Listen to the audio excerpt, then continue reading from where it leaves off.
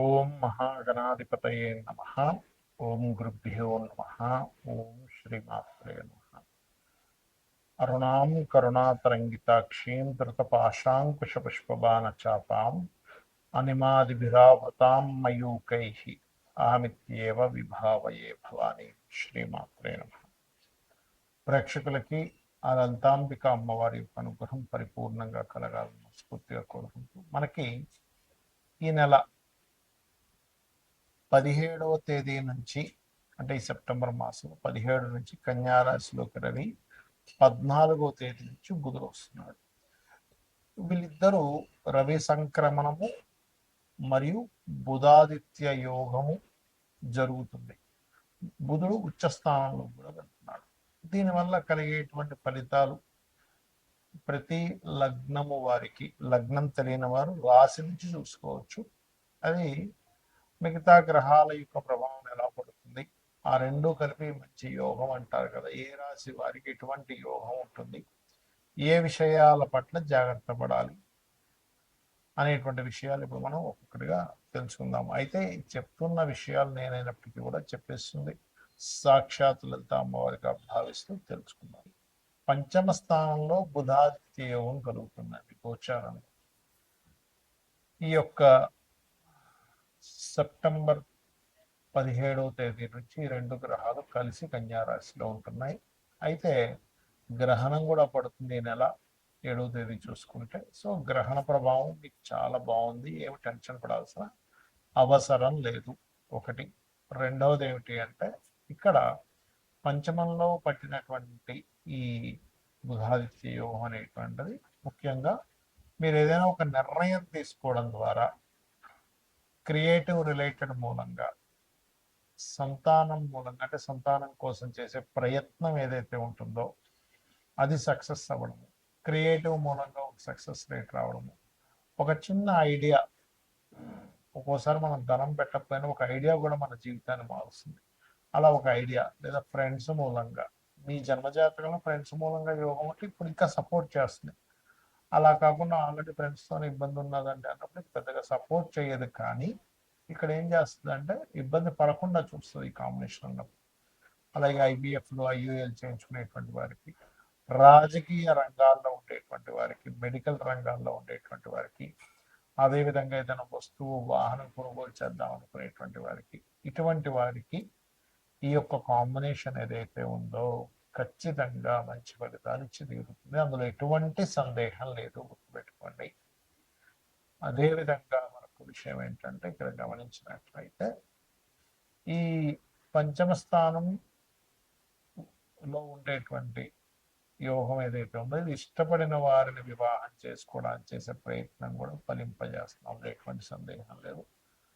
అలాగే ఏదైనా వ్యాపారం ప్రారంభించడానికి, ఏదైనా యాప్స్ క్రియేట్ చేయడానికి, ఇటువంటి వాటికి చాలా చాలా చాలా అనుకూలంగా ఉంది చెప్పాలంటే. కాకపోతే మీరు, అంటే మీ యొక్క లగ్నాధిపతి అయిన శుక్రుడు కూడా ఈ యొక్క సమయంలో 4వ స్థానంలో వెళ్ళి కేతుతో ఉంటున్నాడు. కాబట్టి ఏదైనా విద్యా సంబంధించిన విషయంలో, ఆన్లైన్లో ఏదైనా నేర్చుకునేటువంటి అంశాల్లోని, మరియు గవర్నమెంట్ జాబ్ ఇప్పిస్తాను కొంతమంది ఏదైనా మనీ కట్టమంటే అటువంటి విషయాల్లోని, అలాగే 4వ స్థానంలో శుక్రకేతులు ఉన్నది, ఏదైనా ఆర్ట్స్ రిలేటెడ్ సంబంధించిన కోర్సెస్ చేసేటువంటి అంశాల్లోని, అదేవిధంగా కొన్నిసార్లు చూడండి, మనకి ఏదో గృహం కట్టుకుందాం అంటే అక్కడ ఏదో పుట్టు ఉందని చెప్పి తీసేస్తుంటారు. అంటే సర్పదోషాలు, అంటే గృహం నిర్మాణం విషయంలో సరైన డెసిషన్స్ తీసుకోకపోతే అది సర్పదోషం వైపు కూడా తీసుకెళ్తుంది. ఈ యొక్క విషయాల్లో కాస్త జాగ్రత్తగా ఉండాలి. ఇక మీరు చేయవలసినటువంటి దేవతారాధన విష్ణు సహస్రనామాలు శ్రవణము, పఠనము, ఆదిత్య హృదయ పఠనం చేయండి, అన్ని విధాలు బాగుంటుంది. ఈ యొక్క రవిబుధులు కలయిక వల్ల దేశకాల గోచార సంబంధించినటువంటి విషయంలో, మరియు గ్రహణం పడుతున్నందుకు ఈ దేశకాల సంబంధించినటువంటి విషయాల్లో ఎటువంటి ఫలితాలు వస్తాయి అని చెప్పి చూసుకున్నట్లయితే, ఒకటి, మనం ఇప్పటికే చూస్తున్నాం, మనం ఆల్రెడీ 4-5 నెలల క్రితం నూతన సంవత్సరం వచ్చేటప్పుడే చెప్పుకున్నాం, జల ప్రళయాలు ఎక్కువగా జరుగుతాయని. కాకపోతే ఈ గ్రహణ ప్రభావం జల ప్రళయాల మీద ఎక్కువగా ప్రభావం చూపిస్తుంది. ఈ క్లౌడ్ బస్టర్స్ అని, ఈ టోర్నడేస్ అని, మనకి ఇట్లా తిరుగుతూ ఉంటాయి వాటర్ లాగా. అదేవిధంగా పగలే కం చక్కగా చీకటి చేసినట్టుగా దట్టమైన మేఘాలు, ఈ వరదలు, వీటి ప్రభావం ఎక్కువ ఉంటుంది కాబట్టి నీటి ప్రాంతాలకు దగ్గరలో ఉండేవారు కాస్త జాగ్రత్తగా అప్రమత్తంగా ఉండాలి. ఇక రవి బుధుడు ఎప్పుడైతే మనకి 6వ స్థానంలో, అంటే మేషం నుంచి 6వ స్థానంలో సంచరిస్తారు, సహజంగా కన్యా రాశిలో సంచరిస్తుంటారు. ఇది కొంచెం ఈ భూ సంబంధించినటువంటి విషయాల్లో కొన్ని ప్లేసెస్లో గవర్నమెంట్ కొన్నిటిని శాంక్షన్ చేసినందుకు భూమికి సంబంధించిన విషయంలో, ముఖ్యంగా భూమి అపార్ట్మెంట్లు కాదు, భారతం చేసుకోండి, భూ విషయాల్లో మంచి ధరలు పెరగడాన్ని ఇది ఇస్తుంది. ముఖ్యంగా 17వ తేదీ నుంచి రవి బుధులు ఎప్పుడైతే అక్కడికి వస్తున్నారు.